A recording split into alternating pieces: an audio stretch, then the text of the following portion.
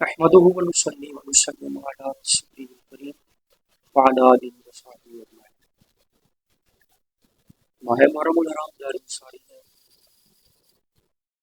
تاریخ لبیک پاکستان میں ماضی کی طرح جیسے فیض آباد کے مقام پر پہلے کی رہی، کل 13 جولائی سے انہوں نے فیض آباد کے مقام پر فلسطینیوں کے حقوق کے لیے لبیک یا اقصی مارچ کا اختتام کیا اور وہیں پر دھرنا دے دیا۔ فیض آباد کے مقام پر بڑی تعداد میں، ہزاروں کی تعداد میں بڑی عوام نظر آ رہی ہے۔ لوگ سراپا احتجاج میں بیٹھے ہیں۔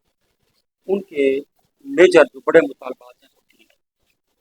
نمبر 1، اسرائیلی وزیر اعظم نیتن یاہو اس کو سرکاری سطح پر دہشت گرد قرار دیا جائے۔ دوسرا مطالبہ کہ فلسطینیوں کے لیے غذائی اور طبی امداد روانہ کی جائے۔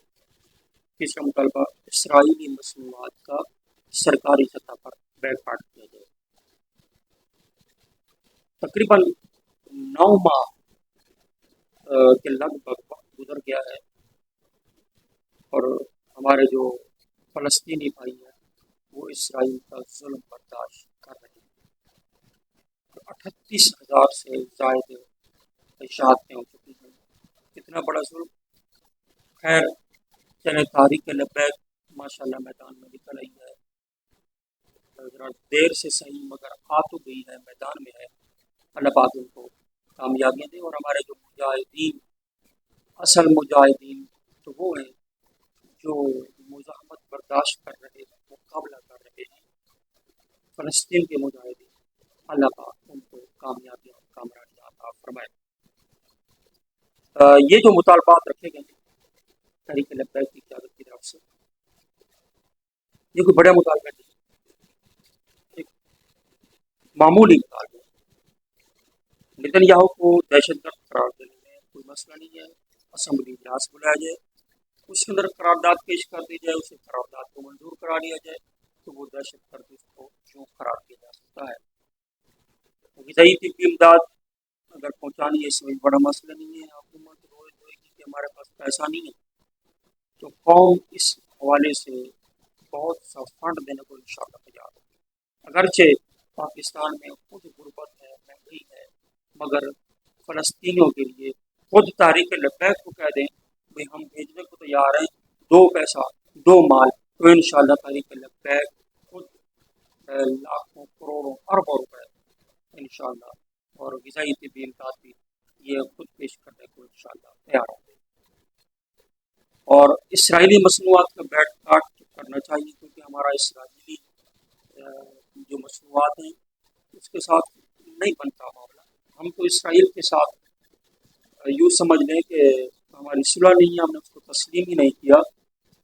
اسرائیل ایک ناجائز ریاست ہے، دہشت گرد ملک ہے۔ جب ہم اس کو مانتے نہیں تو اس کی مصنوعات ہمارے تک کیسے پہنچتی ہیں؟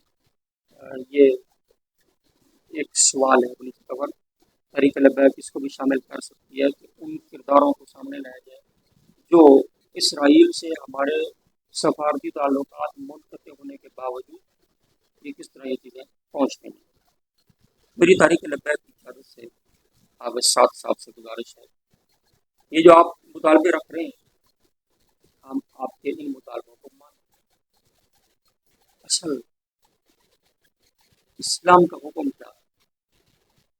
وہ یہ ہے کہ اسرائیل کے خلاف اس وقت جہاد لازم ہے، تو اس کے خلاف جہاد کیا جائے۔ آپ یہ مطالبہ رکھیں حکومت سے کہ یا تو جو فلسطین کے مظلوم مسلمان ہیں ان کی حمایت میں اسرائیل سے جہاد کیا جائے، یا فلسطینی جو ہمارے مجاہدین جو نہتے ہیں، بے سر و سماں ہیں، ان کو اسلحہ فراہم کیا جائے تاکہ وہ جہاد کریں اور ان کی جہاد میں یوں مدد ہو۔ اب سب یہ مطالبہ آپ رکھیے تاکہ ان کو فائدہ ہو۔ تو جو آپ مطالبات رکھ رہے ہیں یہ بھی چیخیں نکلوا دینے والے ہیں، یہ مانتے ہیں مگر جو شریعت کے حوالے سے اس ٹائم ایک مین مطالبہ ہے وہ آپ یہ شامل ضرور کیجیے گا. اللہ کرے تاریخ لبیک کی قیادت تک میری بات پہنچے اور وہ اس کو شامل کر دیں. اللہ پاک باقی خاص فرمائے دھرنا کی قیادت کی بھی، کارکنان کی بھی، خاص کر کارکنان کو اللہ پاک ہر قسم کے نقصان سے بچایا.